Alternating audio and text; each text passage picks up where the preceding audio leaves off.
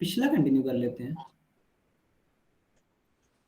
अच्छा जी, last time हमने session किया था तो उसमें हमने ना बेसिकली डिस्कस कर रहे थे कि एक तो ये है कि पिछले सेशन में शैरी ने हमें कुछ चीजें बताई थी। क्या था शैरी? फोटोग्रामेट्री। Photogrammetry, yes. अच्छा, उसके अलावा शैरी बेसिकली ना काम स्टार्ट कर रहा था, हम डिस्कस कर रहे थे। तो लेकिन ये है कि शैरी ना सही तरह से ना वो वैल्यू नहीं कर रहा था काम को, कि उसका ना चार्जेस नहीं कर रहा था। हम पूछ रहे थे कि अच्छा, अगर हम चीज वो परचेज करते हैं प्रोडक्ट, तो क्या चार्ज करेगा या फिर इस तरह की चीजें। तो ये पीछे वाली का रिव्यू है। तो लास्ट ये था कि हमारा जो है ना कि हम ये डिस्कस करेंगे चार्जेस कैसे, वो क्या कहते हैं, सही चार्ज कैसे कर सकता है। ठीक है। तो मेरा ये है कि सर जी, बिजनेस की बजाय ना पर्सनल फ्रीलांस चार्ज कैसे करे बंदा, वो उस पे चलते हैं। बिजनेस में बहुत कुछ आ जाता है। चलो पर्सनल फ्रीलांसिंग पे ले लो, लेकिन कम से कम फ्रीलांसिंग का फार्मूला बिजनेस का हो या पर्सनल का हो, होता तो सेम है। सबसे वो पहले ये है आप, कि अब मुझे एक सिंपल बात बताओ, शेरी, तुम्हें मंथली कितनी सैलरी पसंद है? तुम्हें लगता है तुम्हारे काम पे तुम्हें कितनी सैलरी मिलेगी? इस टाइम मैं जो डिजर्व करता हूँ, लाइक मैं खुद जो फील करता हूँ कि मुझे मिलनी चाहिए। हाँ, खुद जो तुम्हें फील कर रहे हो, लाइक अगर तुम जॉब करने जाते हो तो तुम्हारी फीलिंग क्या है कि ये ना कहना पाकिस्तानी मार्केट मतलब एक अच्छे लेवल पे। नहीं, अगर जो मुझे लगता है जो स्किल्स को अगर कोई कंपनी सारी स्किल्स में यूज करती है तो मैं एटलीस्ट 1.5 लाख, अगर ओके, मेरी जितनी भी स्किल्स हैं वो सब यूज करते हैं। सिंपल। कैलकुलेटर खोल के स्क्रीन शेयर करना सिर्फ, या कोई बंदा भी कैलकुलेटर खोल के स्क्रीन शेयर कर ले।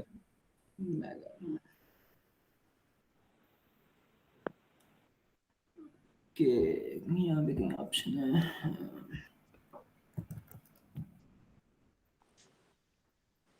सीधा सा फार्मूला बनाते हैं, कोई ज्यादा मुश्किल नहीं करते। एक नोटपैड खोल लो और एक एक्सेल खोल लो और स्क्रीन शेयर कर लो। शेयर ने अपनी सर्विसेज प्रोवाइड करनी है किसी को? शेरी एक फोटोग्रामेट्री के नाम से बिजनेस स्टार्ट करना चाहता है और उसकी सर्विसेज देना चाहता है। ये बिजनेस क्या है? ये बिजनेस सिंपल है कि आप कोई भी ऑब्जेक्ट, जैसे आप एक शर्ट है आपकी, आपकी एक कैप है, आप वो लेते हो और आप उस कैप का 3D बनवाते हो। लेकिन वो 3D बनाने की एक ऐसी शानदार किस्म की टेक्निक है जिसमें रियल ऑब्जेक्ट को 3D में बदले जाएगा, ना कि ऐसा होगा कि मतलब कि आप उसकी सिर्फ कार्टूनिक 3D बनाओ। तो शेरी एक ये बिजनेस स्टार्ट करना चाहता है। जरा जूम आउट या कुछ कर लो ताकि स्क्रीन वगैरह गायब हो जाए, कैलकुलेटर ही सिर्फ नजर आए। डेस्कटॉप पे चले जाओ। ओके, नोटपैड खोल लो।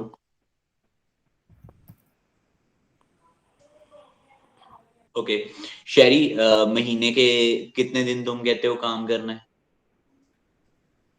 एक हम सिनेरियो रख लेते हैं कि सर्विसेज प्रोवाइड करनी है मैंने। आप छोड़ दो, मैं कोई सिनेरियो नहीं रख रहा, मैंने सिंपल आपकी 1.5 लाख रुपए सैलरी ली है, मुझे नहीं अच्छा, पता जॉब तुम जॉब की बात कर रहे हैं, हाँ, जॉब मैंने में। तुमने कहा तुम्हारी 1.5 लाख सैलरी है।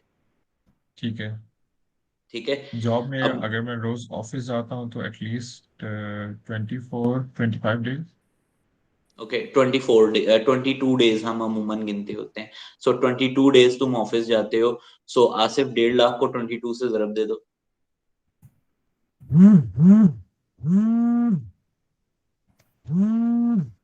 सेम नहीं करेंगे? 1.5 लाख, हाँ जी, इतने ही लगेंगे।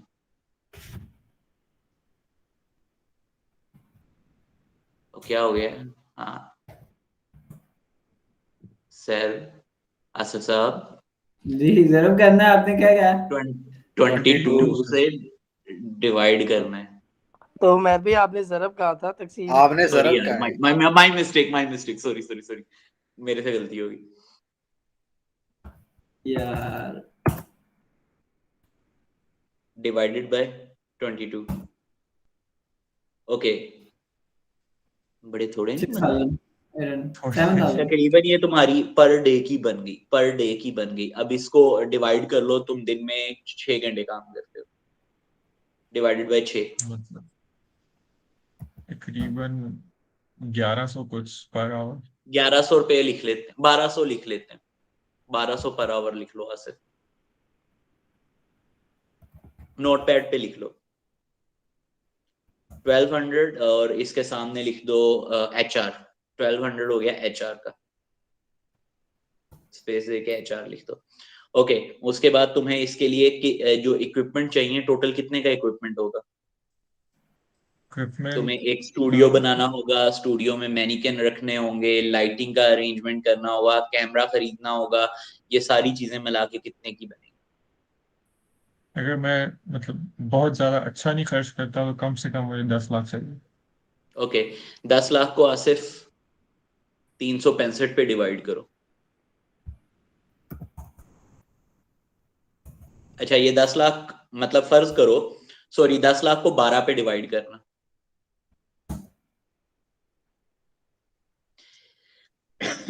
अगर तुम एक साल के अंदर ये 10 लाख रुपए उतारना चाहते हो, तुम्हें 83,000 रुपये दे दे। नहीं, ये नहीं लिखना अभी भाई, इसको पर आवर पे कर लो ना, ठीक 6 है। आवर्स के लिहाज से डिवाइडेड बाय 6 कर लो। डे का नहीं लगाओ, घंटे का ही लगाओ, पीछे 6 घंटे लगाए थे ना। अभी तो ये मंथ का है ना, अभी तो ये मंथ का सर, डिवाइडेड बाय 30 भी होगा। हाँ जी, डिवाइडेड बाय 30 भी होगा। हाँ जी, अब ये डे का आ गया, वैसे डिवाइडेड बाय 22 करना था सिर्फ।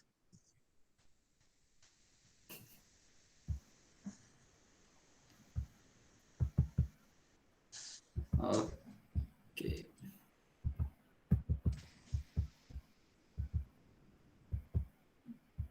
चल जा।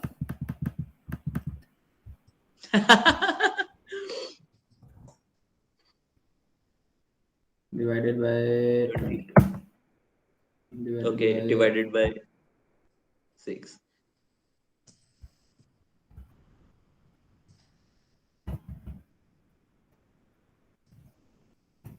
पर आवर नहीं, ये HR नहीं है आपका, ये इक्विपमेंट है। वैसे बहुत कम पैसे निकाले हैं तुमने, कोई हिसाब में गलती की है, मुझे मोबाइल से कर लेने दो कैलकुलेट। शेरी कितना बनाया था? 10 लाख तूने बनाया था?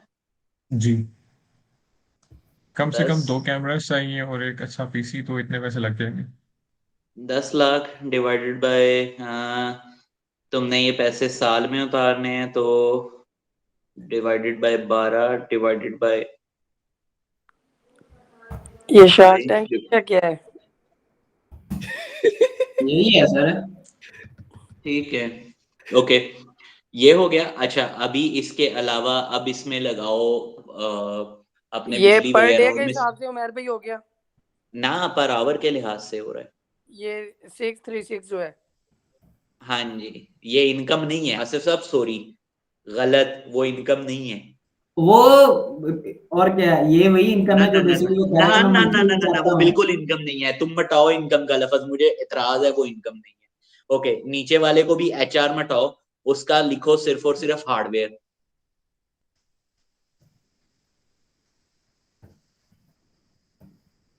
हार्डवेयर। अब ओके, कॉस्ट पर आवर। बिजली का बिल तुम्हारा आ रहा है कम अज कम भी, तुम यहाँ पे 300 रुपए बिजली का, बल्कि इतना हाई कंप्यूटर है, 300 रुपए तुम बिजली का बिल डालो 300 per month. Per hour. Okay. Super computer है। कोई नहीं, डालो 300 रुपए पर आवर, तुम्हारी बिजली है, कैमरे हैं, कैमरों के फ्लैश है, और ये इन सारी चीजों को तुम लोगों ने काउंट नहीं करना। 300 सही पर कह रहे आवर हो। आ सकता। अच्छा चल, तू मल्टीप्लाई करके देख ले, 6 मल्टीप्लाई बाय 22, हाँ जी, 39,000 रुपए बिल थोड़ा है। AC चलाना है तुमने, सारा कुछ चलाना है सर। आवरली यहाँ पे लिख रहे हो ना। एक मिनट, शुरू में ही शेर ये से चलाएगा? नहीं, एक एसी के बगैर मैंने लाइक ऑफिस रन इसी किया के है तो बगैर बड़ा काम कर लेगा ना। 8-9 महीने ऑफिस चलाया मैंने, तो सबसे ज्यादा बिल आया था आप भी तो 28,000। शशके ले रहे हो पूरे। 28,000 उसमें एसी आया नहीं था लाया ना मैंने। आसिफ, केबल 40,000 में। नहीं ना, मैं पर आवर यहाँ पे लिख रहा हूँ, पर आवर लिख। पर आवर लाइक यार। हाँ, वो भी तू पर आवर लिखेगा, हर चीज पर आवर लिखेगा। हमने हार्डवेयर भी तो पर आवर निकाला है, नहीं तो वो ये HR कहाँ से बताई मुझे। यार पर आवर, यार ये लें, मैंने आवर के लिए कर रहा हूँ कि ताकि यूनिट पता रहे चलें। तो वो यूनिट सारे, एक मिनट, यूनिट सारे का पर आवर ही है। एचआर मतलब ह्यूमन रिसोर्स है, इधर आगे कुछ और इधर लिख दे यूटिलिटी। जनाब रफ अगर बात की जाए, ये आपका खर्चा है। कल को आप काम नहीं करते, आपके अलावा कोई और काम करता है, आप उसे सैलरी दोगे, ये आपका पर आवर खर्चा है। नहीं तो वो जो रेंट देना है उसका स्टूडियो का वो हाँ, good point, good point. Place का रेंट लैंड कटो के हुई अंदर। Per hour. अब शहरी साहब कितने में प्लेस मिल जाएगी जिसमें आप रेंट पे रहेंगे? अभी रिसेंटली मैंने पता किया था 35 to 40 में मिलती। 40,000 के लिहाज से 300 रुपये ही पड़ गया रेंट आसिफ। अभी तूने तकरीबन इतना ही निकाला है, 300। हम 300 50 रेंट लगा पड़ देते गया। हैं ना, थोड़ा सा ज्यादा कर लेते हैं। चलो कोई नहीं, फिलहाल छोटा एस्टिमेट रखते हैं। 300 रुपये रेंट पड़ गया। हमने तो सिर्फ तरीका बताना है कॉस्ट कैसे कैलकुलेट करनी है, इसके अलावा कोई और चीज? बाकी छोटे मोटे खाने पीने के खर्चे होते हैं ऑफिस के, लाइक पानी वगैरह ओके, और ये सब। यार मिसलिनियस में कर पेट्रोल लो। का। मैं तो 500 लगाऊंगा। 500 नहीं डाल यार, थोड़े डाल, क्या हो गया है? खाने पीने के आएगा पैसे तो जाएगा। मैं पर डे का खर्चा 500 लगा। नहीं, पर डे नहीं लगाना है ना, पर आवर लगाना है। इसको 100 और रुपये और लगा दे। डिवाइड कर ले, 6 पे डिवाइड कर ले, 100 120 100 रुपये बनेगा। कर ले ना, 120 रुपये कर ले, चल। ये ले। MICS लिख दे इसके आगे। सर इतनी अभी तक के रफ एस्टिमेट पे ये आपकी कॉस्ट है। No profit no loss. अब आपकी मर्जी है, आप वो जो सबसे ऊपर वाला 1200 है ना, उसे अपनी कीमत लेना चाहते हैं या बिजनेस की। पर एक रूल अकाउंटिंग की बुक में हम लोगों को सीधा पढ़ाया जाता है, person is different than business. Person और बिजनेस दोनों अलग अलग एंटिटीज होते हैं। ओके। और ओके, कैसे 2500 रुपया इसमें? तकरीबन हो गया पर आवर। अब आप अपने हर काम को आवर में कैलकुलेट करो और इससे मल्टीप्लाई करो। मेरा ही शर्ट वाला काम था, 3 डिफरेंट डिजाइन की शर्ट थी, तुमने उन्हें बना के देना था, मैनिकन वगैरह हर चीज तुम्हारे पास है, मैं तुम्हें कोरियर कर रहा हूँ, तुम मुझे सेंड बैक कोरियर कर रहे हो। कितने घंटे लगेंगे? मुझे तकरीबन घंटे बताओ। हाँ, 3 दिन आपने कहा था ना, 3 दिन का टाइम दिया था 3 दिन का टाइम था, लेकिन शरीफ। अगर मैं उसमें काम करता हूँ तो ऑलमोस्ट मुझे 30 to 40 आवर्स लगेंगे 40 अराउंड। घंटे लगेंगे। ओके,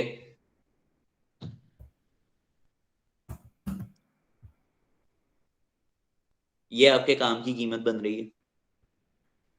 ओके, और मैंने बोला था 35 to 40 थाउजेंड। हम्म,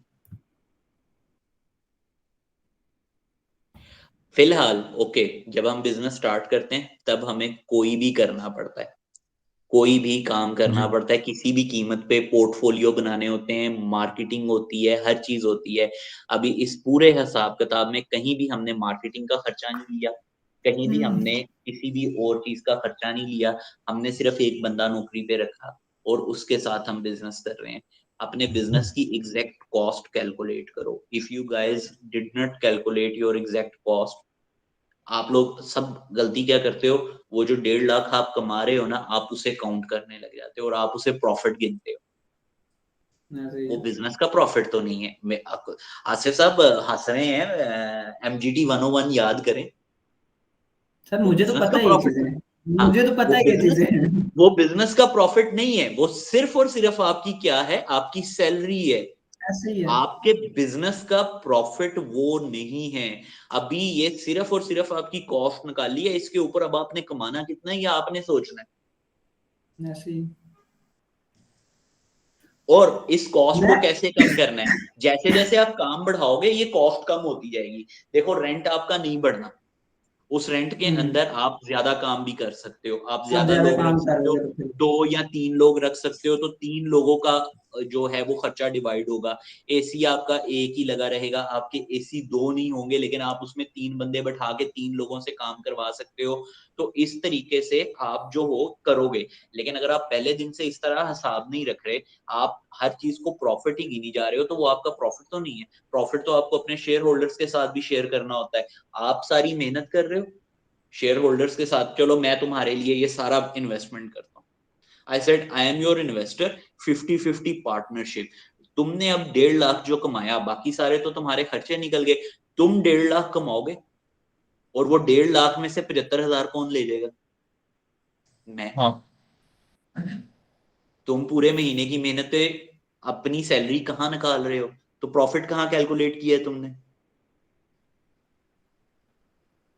मैं ना अब इसलिए सोचो, बिजनेस वाली साइड पे नहीं जा रहा इन्वेस्ट था, बैक कैसे उसमें करना बहुत है, ज्यादा इसको जा रहे एज थे। अ इन्वेस्टमेंट ले लो। तुम 1.5 लाख जो खर्चा कर रहे हो, तुम कहो ठीक है ये मैंने 1.5 लाख कमाया, लेकिन मैं इसे बिजनेस में इन्वेस्ट कर रहा हूँ। एक एक्सेल शीट बनाओ, उस एक्सेल शीट में 1.5 लाख को दोबारा एज अपनी इन्वेस्टमेंट गिनो। कहो ये देखें ये मैंने ये इन्वेस्ट किया है, this is the investment that I do in my business. इस चीज को मैंने खुद फेस किया है कि लाइक पहले जो मैंने 8-9 महीने जो एक बिजनेस चलाया है, उसमें मैं और मेरा हम 2 पार्टनर थे। तो हम अपने हिसाब से हम तकरीबन 2.5 लाख प्रॉफिट पे जा रहे थे। हमें लगता था कि ये प्रॉफिट चल रहा है हमारा। लेकिन जब बाद में हमने अंदाजा लगाया तो 1 रुपया भी नहीं बच रहा था, वो सारे खर्च हो रहे थे। वो प्रॉफिट तो वो है ना जो हम अलग आ गया और हमने खर्च नहीं करने, वो एक्स्ट्रा है। तो हमारा 1 रुपया भी यू नहीं गाइस, बच रहा था उसमें से। देखो देखो, अगर आप कहीं और जॉब करोगे आप 1.5 लाख कमाओगे, आप उस जॉब को छोड़ के बिजनेस को दे रहे हो, हम्म।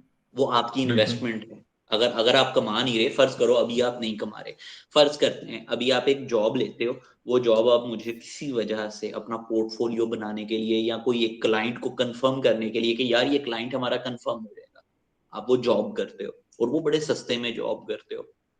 आप उसको लिखो कि भाई ये हमारा एक एक्सपेंस है, इसको एज अ एक्सपेंस लिखो।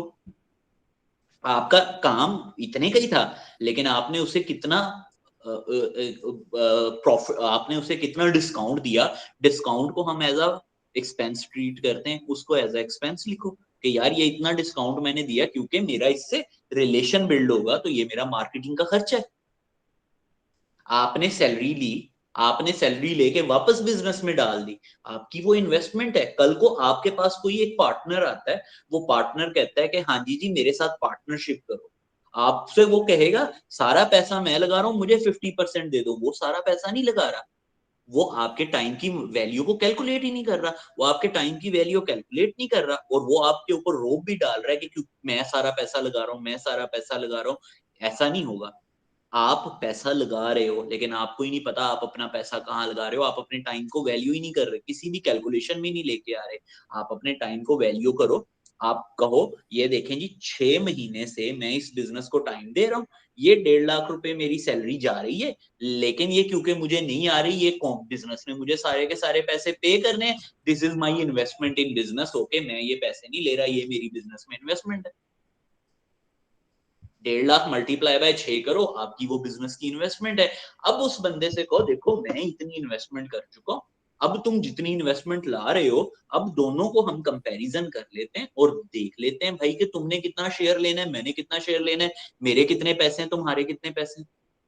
अगर कोई पैसों के दम पे शेयर करना चाह रहा है, अव्वल तो स्टार्टअप्स इस तरह से नहीं चलते। स्टार्टअप में हम लोग आइडिया और इन चीजों के स्पेकुलेशंस के ऊपर भी हम लोग इन्वेस्टमेंट उठा लेते हैं, बहुत कुछ होता है। लेकिन बिजनेस कम अज कम ज्यादातर लोग पैसे के दम पे करने की कोशिश करते हैं। मेरा पैसा ज्यादा है, मेरा शेयर ज्यादा है, मैं काम कर रहा हूं, मैं नहीं काम कर रहा।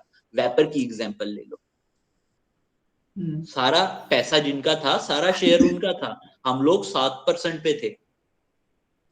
क्यों? क्योंकि हमारा पैसा नहीं था। तो सेम चीज, लोग पैसे पे शेयर करते हैं, काम पे बहुत कम लोग शेयर करते हैं। और स्टार्टअप कल्चर में होता है जहां पे बिजनेसेस सिर्फ इन्वेस्टमेंट के दम पे चल रहे होते हैं, वो लोग कमाई नहीं कर रहे होते हैं, वो एक बिल्कुल ही अलग मॉडल है। लेकिन बिजनेस मॉडल और स्टार्टअप मॉडल में फर्क होता है। बिजनेस में तुमसे हर बंदे ने कहना है भाई मैं इतने पैसे लगा रहा हूं, मुझे इतने % शेयर चाहिए, और तब तुम्हारे यही पैसे तुम्हारे काम आने हैं कि तुमने कितने पैसे लगाए। पहले दिन से एक्सेल की शीट बनाओ, अपना जो टाइम इस पे लगा रहे हो, अपने पर आवर निकालो, कैलकुलेट करो, किस किस दिन तुमने काम किया उसको कैलकुलेट करो। ठीक है। बकर कुछ समझ आ रहा है? नहीं, हाँ समझ आ रही है। ओ वो बकर को समझ क्या आती है। समझ बकर ना आजकल इंटरप्रेन्योर वाले सर के साथ भी बड़े बिजनेस आइडियाज शेयर करता है। हाँ हाँ, बस नहीं, मुझे नहीं कोई पता मौका इनका जाने क्या ना है। देना। जी किधर जी है? हाँ हाँ मैं इधर ही हूँ। जीब क्या बल्ले बड़ी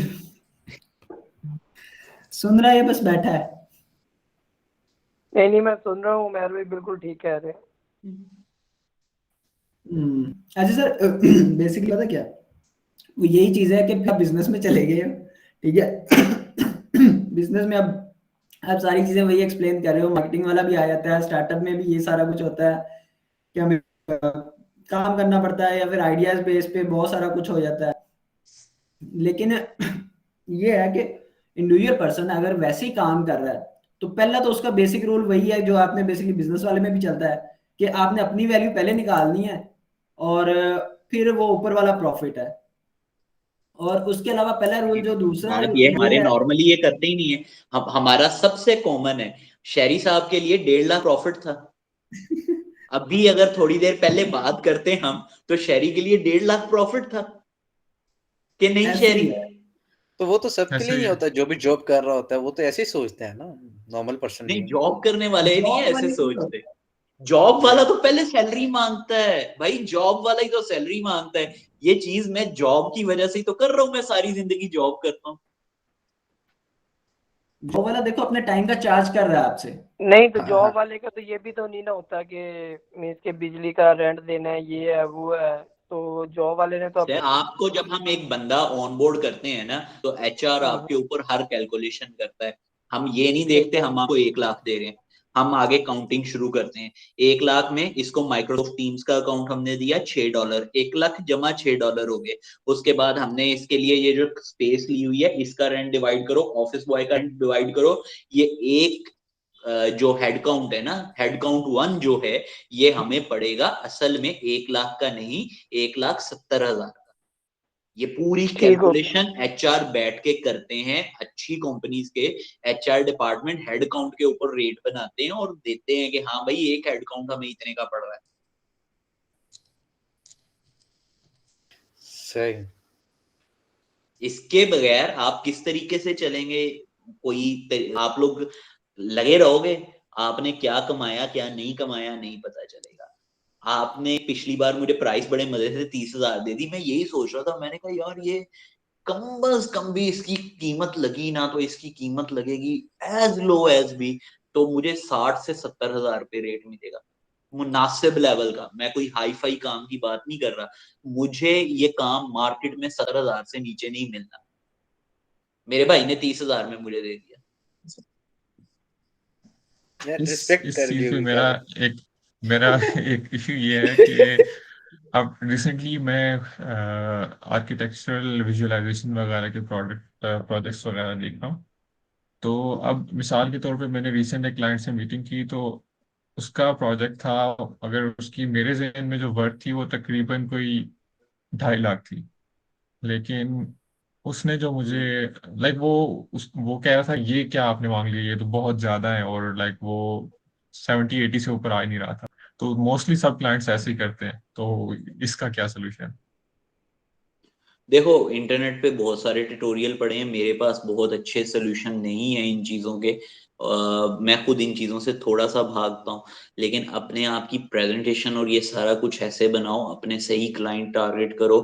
तुम्हारा इक्विपमेंट बहुत महंगा है, तुमने 10 लाख पता नहीं कैसे बोल दिया है। ईमानदारी से बता, एक लाइट का सेट और डीएसएलआर ही 10 लाख में आना है। ये बहुत दो महंगे लाख का होते तीन हैं। लाख का तो तुझे 3 लाख का तो तेरा 4 लाख का सिर्फ सीपीयू है। मुझे नहीं मैंने पता आपको तूने 10 लाख रुपए तीन कैसे चीजें अभी इक्विपमेंट का बोला है। मैंने 3-4 चीजें बताई थी उसमें, क्या 2 कैमरास थे, एक लैपटॉप था, और बाकी लाइट्स वगैरह ऐड करके 10 लाख। देखो, ऑलमोस्ट चार मतलब बहुत ज्यादा चार अच्छा से कैमरा पांच ना, लाख लाइक का मिनिमम 4 से 5 लाख का तुम्हारा लैपटॉप है। मैंने अपने लैपटॉप के हिसाब से लगाया था, जो अभी है ये 290 इस पे है। काम वैसा ही होना है फिर, तुम्हें भी पता है। मतलब हाँ, ये इशू है। अगर यही मैं 290 में अगर पीसी बनाता हूँ तो वो बहुत ज्यादा अच्छा काम कर देगा। चलो 3 लाख लगा लो, 3 लाख में तुम एक पीसी बनाते हो, ये सीपीयू बना, स्क्रीन लेनी है, हाँ जी, वो भी 30-35 तक तो आ ही था उसमें। ठीक है, कीबोर्ड माउस ये सब मिला जुला के तो तुम्हें कम से कम भी 3, 3.5, 4 लाख रुपए में तुम्हें पीसी पड़ गया। हाँ जी। ठीक है, अच्छा कैमरे विद लेंसेज खरीदने जाओ, 2-2 लाख के कैमरे मिल गए।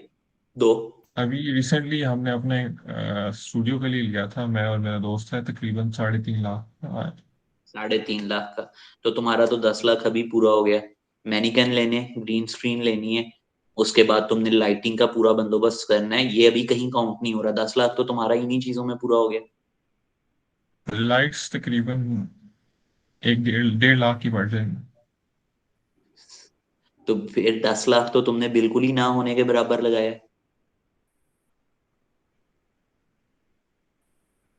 ये पैसे किससे 13-14 चार्ज लाख करने शायद। हैं, पैसे किससे चार्ज करने हैं ये? 1.5 लाख चार्ज तुम किससे करने अपने हैं भी मतलब? नहीं दे।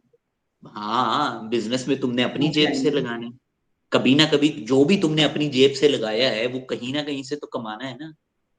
जी बिल्कुल।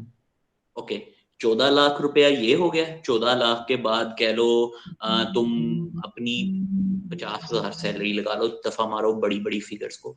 14 लाख ये हो गया, सही। 50,000 अपनी सैलरी लगा लो। मुझे तुम इतनी सिंपल कैलकुलेशन बताओ कि तुम्हारी 6 महीने की सैलरी और 14 लाख रुपया, 6 महीने तुम काम करो तो तुम हर क्लाइंट को कितना चार्ज करोगे ये सारे पैसे कमाने का? तुम्हें हर क्लाइंट को कम से कम 1.5 लाख 2 लाख से ऊपर चार्ज करना पड़ेगा। अगर तुमने ओके। ना किया ना, अगर तुमने ना किया तो तुम 6 महीने में भी 1 रुपया नहीं कमा सकोगे। तुम असल में सब पैसे लगा चुके हो, अपनी जमीन बेच के, खेत बेच के तूने 14 लाख रुपए लगा दिए पहले इधर, 14 लाख रुपए इधर लगा दिए, उसके बाद तू रेंट भी जेब से दे रहा है, हर चीज जेब से दे रहा है, और उसके बाद सारा कुछ जेब से देने के बाद मेरे भाई को मुश्किल से 14 लाख रुपए लगा के 2 लाख रुपए कमाई हुई है, और भाई साहब उल्टी छलांगे मार रहे नहीं, मैं ये सब कुछ फेस कर चुका हूँ जो आप बता रहे हैं, और मैं अपनी तरफ से प्रॉफिट में चल रहा था, लेकिन एंड पे काफी अच्छा एक डेब्ट लेके बिजनेस बंद करना पड़ा। हैं। This is the point. अगर तुम अच्छा। अपने क्लाइंट को ठीक चीज चार्ज नहीं करोगे, देखो मैं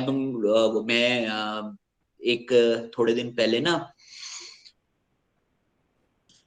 ट्यूटोरियल सुन रहा था, ऐसे ही सेल्स मार्केटिंग से रिलेटेड ट्यूटोरियल नहीं था, एक पॉडकास्ट थी। तो उसमें उसने सवाल किया दूसरे बंदे से कि यार मैं कस्टमर को रेट बताता हूँ और कस्टमर जो है ना वो भाग जाता है, मेरा रेट नहीं मानता। कहता एक दफा एक बात करो, कस्टमर की प्रॉफिटेबिलिटी को काउंट करना शुरू करो। कस्टमर से कहो तुम्हें क्या जी लगता है तुम ये जो काम करवाने लगे हो इसके बाद तुम कितने पैसे कमाओगे? कहता ठीक है, तुमने कस्टमर को मना लिया इतने पैसे कमाओगे, कस्टमर आगे से सीधा जवाब देगा आए तो नहीं ना इतने पैसे। फर्ज करते हैं बिल्कुल। कस्टमर कहता है तुम्हें, कस्टमर कहता है तुम्हें यार मैं ना ये अगर तुम्हारा ये 3D मिल जाए ना मुझे, तो मैं इसे अपनी वेबसाइट पे लगा के ना 1 लाख एक्स्ट्रा कमा लूंगा।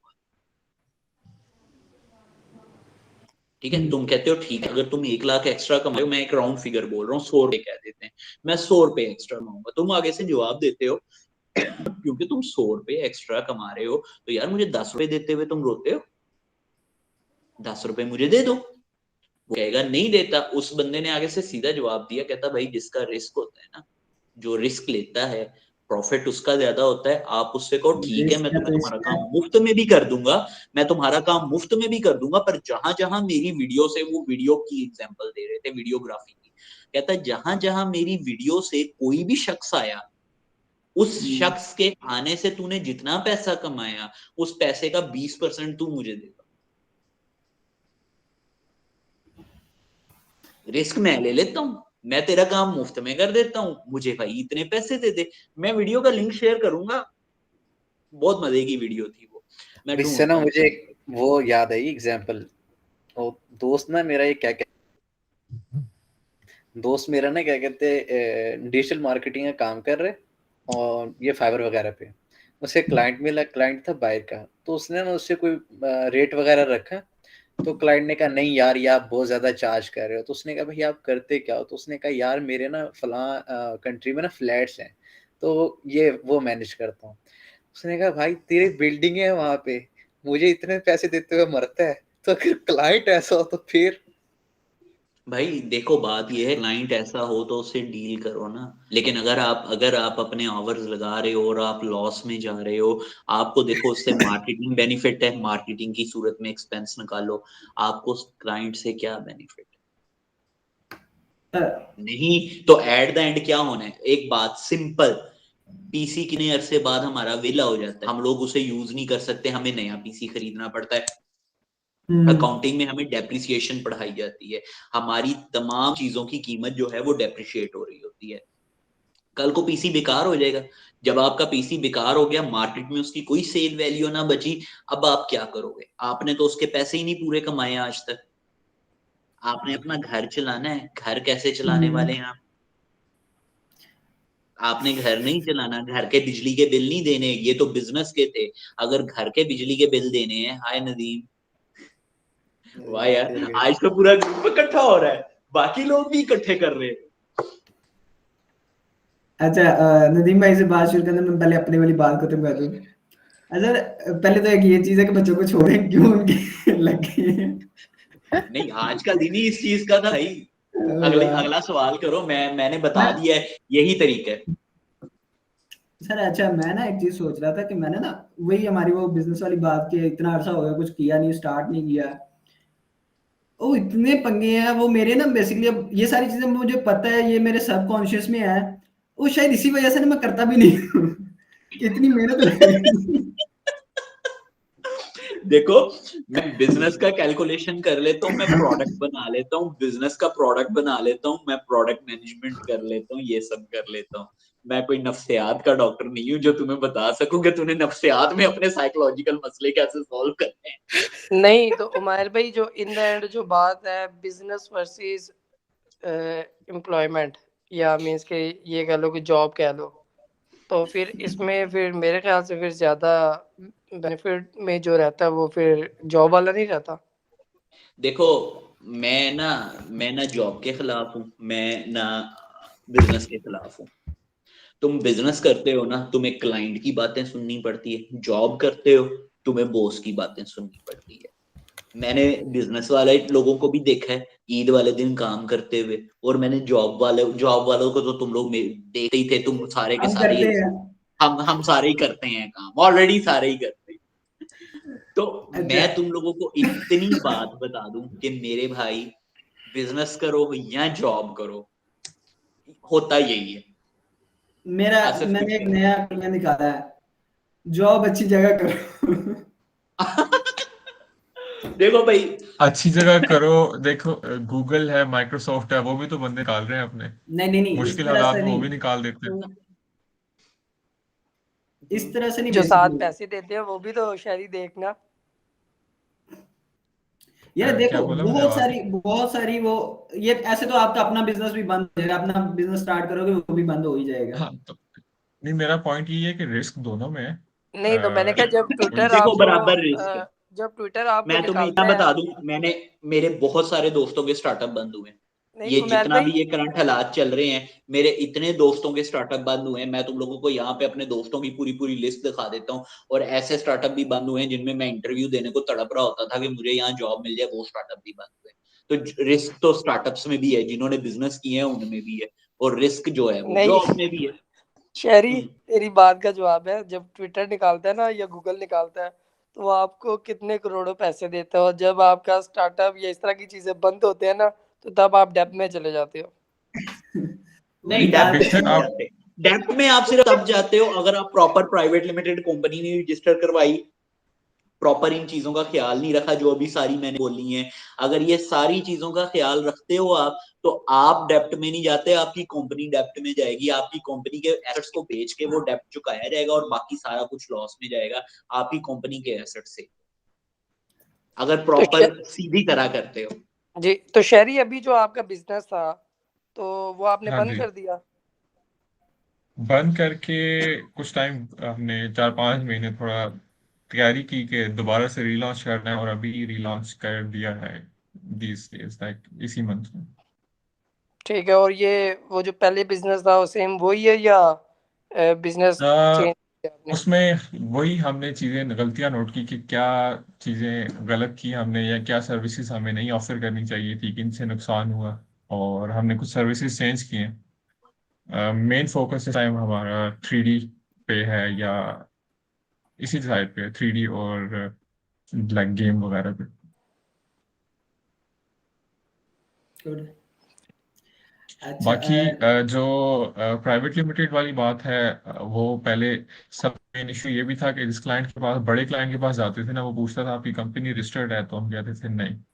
तो अक्सर प्रोजेक्ट्स हमारे उस वजह से रह जाते थे। तो इस दफा हमने वो भी किया है। अब उसको कैसे लेके चलना है वो मुझे नहीं इतना अच्छा आइडिया।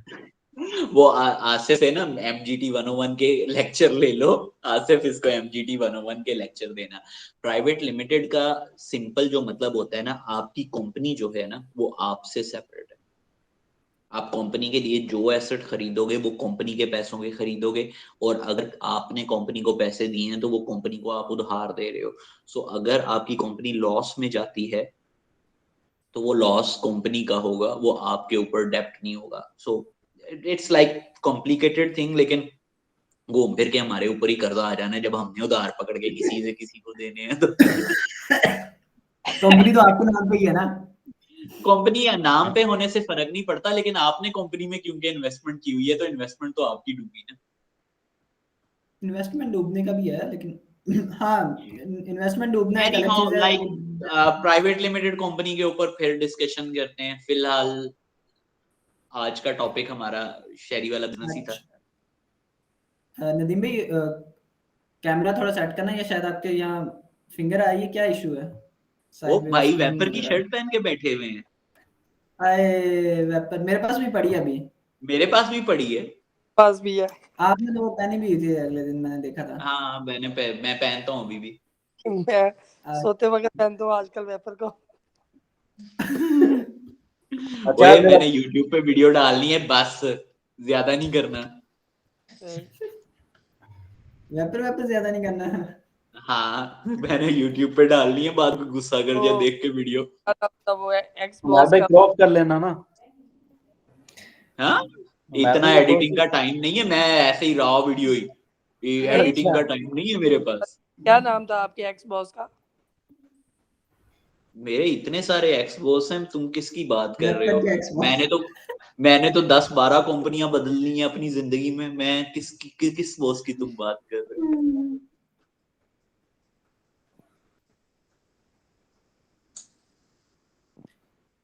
खैर एनी हाउ, कुछ और रह गया इस टॉपिक पे? अच्छा, एक चीज है, लेट अगर फॉर एग्जांपल बकर को किसी कोई काम देता है और बकर ने काम करना है, तो बकर क्या चार्ज करेगा, कैसे चार्ज करेगा? यही सारी पर चीजें। फिलहाल कुछ भी चार्ज नहीं करे, बकर फोकस करे। कुछ नहीं सुना, क्या बोला दीदी? बकर फ्री काम करके दे, वो चार्ज ना करे। बकर का ना जिंदगी में हमें एक ही फायदा हुआ है, क्या? को पायलट। यार दोनों को को पायलट दिया है। हाँ, 10-10 डॉलर ये पहले बात वाला। अच्छी है जी की। वो तुम को तो पायलट तुम लोग यूज कर रहे हो? मैंने अभी तक नहीं उसे ट्राई किया यार। नहीं न्यू भाई मैम यार को यार भाई एक करना मुफ्त चाहिए, दिया है यार। छोटे छोटे वो काम जिन के दिनों लिए में ना बड़ा मुफ्त मिल रहा बेनिफिशियल था है। ना, मैंने तब भी ट्राई नहीं किया। यार इन दोनों को दिया है, नदीम भाई को तो इवन के कैनवा प्रो दिया हुआ है।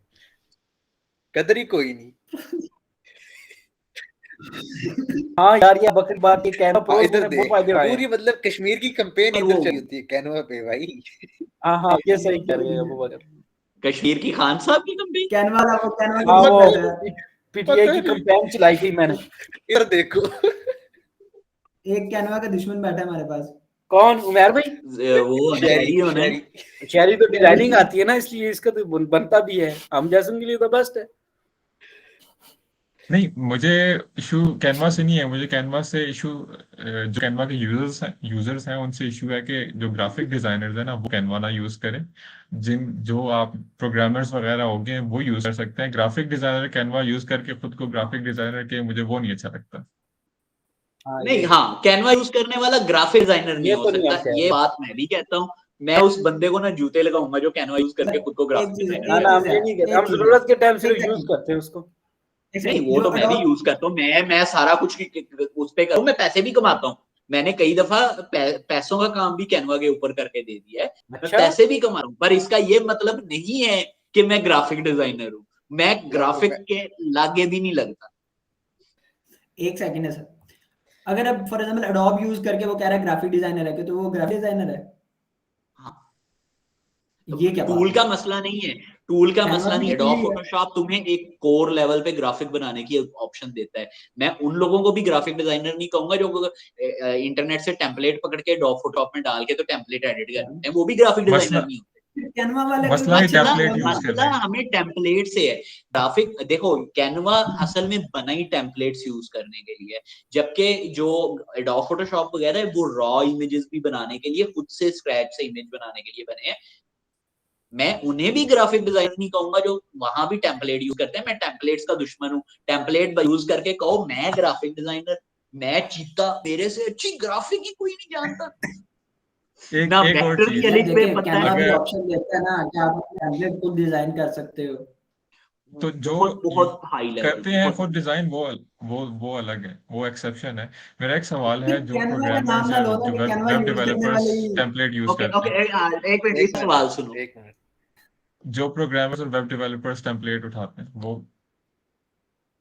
नहीं, हाँ, तो फिर वो तो प्रो देखो, लेवल होता है जितने ना। भी लोग, प्रोग्रामिंग अच्छा कहते हैं, हम लोग यहाँ पे गुस्सा हम तो कर जाते हैं। वर्डप्रेस वाला अपने आप को जब सॉफ्टवेयर इंजीनियर कह रहा है, जब तक वो प्लगइन ना बना रहा हो। वर्डप्रेस पे टेम्पलेट इंस्टॉल करने वाला आके हमको कह दे मैं सॉफ्टवेयर इंजीनियर हूँ, हम ना हम उसे ना। सॉफ्टवेयर, उसके लिए अलग कैटेगरी है सर, वो वेब हाँ डेवलपर तो है। नहीं तो हमसे तो ना ना ये ना भी ना नहीं ना ना होती। ना ना, आसिफ साहब वो वेब डेवलपर भी नहीं है, वो वर्डप्रेस डेवलपर है, उसकी कैटेगरी वर्डप्रेस है और वो वर्डप्रेस डेवलपर है। और वर्डप्रेस डेवलपर भी जो प्लगइन बनाते हैं ना, वो गुस्सा कर जाते हैं, कहते हैं टेम्पलेट इंस्टॉल करने वालों को और वर्डप्रेस डेवलपर ना कहो। मेरे भाई सेम यूं ही है ना, मैंने ना वर्डप्रेस का एक प्रोजेक्ट उठा लिया 20,000 का, वो मेरे से हुआ ही नहीं और उस बंदे को माजरत करनी पड़ी। इधर देखो।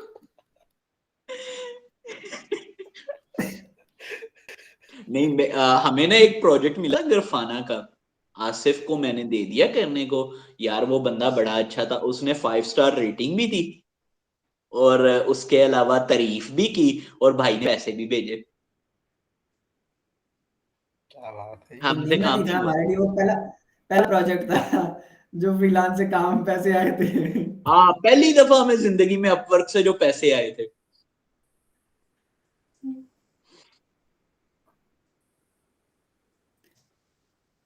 नहीं, अभी आजकल मेरा एक क्लाइंट चल रहा है, वो सिर्फ मशवरे लेता है मेरे से अपने स्टार्टअप के। क्या क्या बात बात है, क्या बात भाई आप तो अपना शार्क टैंक ओपन कर लो, मैं तो कहता हूँ। शार्क टैंक वालों के पास पैसा है, हमारे पास पैसा नहीं है, हम फिर गरीब के गरीब। कैसा होता है यार एक बार के पास है।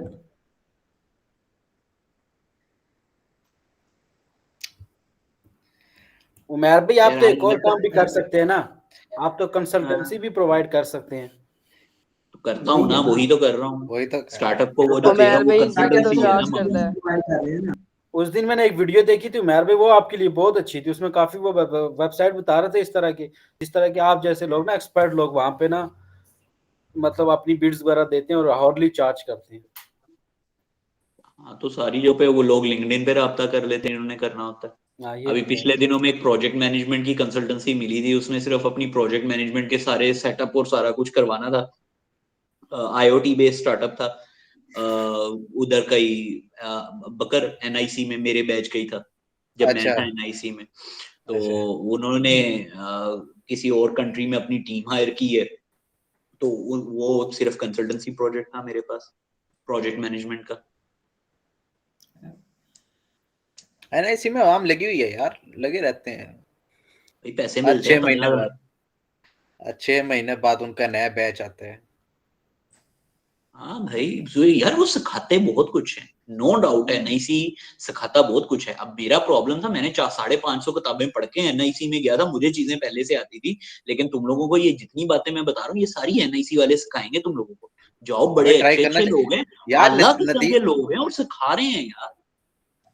एनआईसी में अगर तुम लोग चले जाते हो ना, तो तुम लोगों को वो एक प्रोडक्ट सोचते कैसे हैं, यूजर को कैसे देखते हैं, यूजर एक्सपीरियंस किस तरीके से इंप्रूव करते हैं, नॉट इन यूआई यूएक्स, ये एक्चुअल वाला यूजर एक्सपीरियंस की बात कर रहे हैं। उसके बाद वो वहां पे हम लोगों के पूरे आइडिया किस तरह जनरेट करते हैं, आइडिएशन के ऊपर हमारे पूरे लेक्चर हुए थे। उसमें उन्होंने सिखाया हमें कि किस तरह से एक आइडिया को स्क्रैच से लेके चलते हैं, लोगों के इंटरव्यू लेके आइडिया को वैलिडेट कैसे करते हैं, आइडिया की वैलिडेशन कैसे करते हैं। तो ये सारा कुछ वो लोग सिखा रहे हैं। बहुत सारी चीजें, टर्मिनोलॉजीज मैंने वहीं से सीखी थी, बहुत सारी चीजें मैंने किताबों में पढ़ी हुई थी, लेकिन उनको प्रॉपर तरीके से यूज कैसे करना है मुझे नहीं आता था, वो मैंने एनआईसी से सीखा था। तो एनआईसी बड़ी अच्छी जगह है, अगर तुम लोग वहां पे किसी तरह सिलेक्ट हो जाते हो, बड़ा कुछ सीखने को मिलेगा। वहां पे जाने का प्रोसेस क्या है, और वहां पे इंडिविजुअल्स आते हैं या पूरी टीम भी जा सकती है? टीम भी में जाती जाते है, हैं। उसमें ऐसे है कि हर 6 महीने बाद वो ना एक पूरे पाकिस्तान में एनआईसी उन्होंने बना दिया है, लाहौर में भी बना दिया है, सारे वो कोयटा में, पेशावर में, सारी जगहों पे बना दिए। वो लोग हर जगह पे, हर शहर में जो है ना, वो आपसे आपका स्टार्टअप का आइडिया सुनते हैं, जैसे वो आप लोग शार्क टैंक वगैरह में देखते रहते हो, और आपसे उसी तरह ठीक है। क्वेश्चन आंसर करते हैं। और उन्हें लगता है अगर कि आपके स्टार्टअप में दम है, आपके आइडिया में दम है, लेकिन अभी आप जानते नहीं हो कि इसको एज अ स्टार्टअप या एज अ बिजनेस कैसे चलाया जा सकता है, तो वो आपको सिलेक्ट कर लेते हैं। उस सिलेक्शन के बाद वो आपको एक कोवर्किंग स्पेस में काम करने की जगह देते हैं, वो आपको एक कोवर्किंग स्पेस प्रोवाइड करते हैं। ये सारे लेक्चर्स जो मैंने अभी बोले, इनके बकायदा लेक्चर्स वहां पे फ्री ऑफ कॉस्ट होते हैं। और इसके अलावा जो है, बल्कि अब तो ये भी शुरू कर दिया, अगर आपके एम्प्लॉय की अटेंडेंस पूरी है तो आपके हर एम्प्लॉय को 15,000 रुपए सैलरी मिलेगी। तो मतलब किस स्टेज पे हमें मतलब ये आइडिया हो कि हमें एनआईसी की जरूरत है? मतलब कुछ स्टार्टअप्स ऐसे होते हैं जो यार खुद। देखो, स्टार्टअप में ना एनआईसी, बेसिकली एनआईसी को छोड़ दो, स्टार्टअप में ये चीज होती है इंक्यूबेशन। इंक्यूबेशन एक सेफ एनवायरनमेंट आपको प्रोवाइड करता है, जिसमें आप अपने स्टार्टअप को मतलब कि उसकी ग्रूमिंग कर सकते हो, उससे चला सकते हो, समझ सकते हो, अपने आइडिया को चेंज कर सकते हो। सो बेशक आप आइडिया की स्टेज में हो, बेशक आप मार्केट में जा चुके हो, बेशक आप किसी भी स्टेज में हो, आप जो हो एनआईसी पे अप्लाई कर सकते हो। इंक्यूबेशन के बाद सेकंड चीज आपकी होती है, ओ जनाब मुबशर, वाह जी वाह। वाह क्या है मुशर्रफ भाई? सर, वालेकुम। अनम्यूट कर लें खुद मुशर्रफ को। भाई, माइक बंद है आपका। और कौन कौन चाहिए कॉल पे? अस्सलाम वालेकुम। बॉस को बुला वालेकुम लो, बॉस सलाम। बैठे हैं। वालेकुम अस्सलाम। सर सोए हुए हैं। जुल्कुरनैन बॉस को के भी अलावा मैसेज कर, जुल्कुरनैन मैसेज करी। बॉस के अलावा बताओ भाई। वो मेरा ख्याल है नहीं होगा। हैप्पी को कोई बंदा करवाए ना, हैप्पी को भी ज्वाइन करवाओ। आसिफ रिकॉर्डिंग रोक दो, बाकी डिस्कशन बाद में करेंगे। चलेंगे। अभी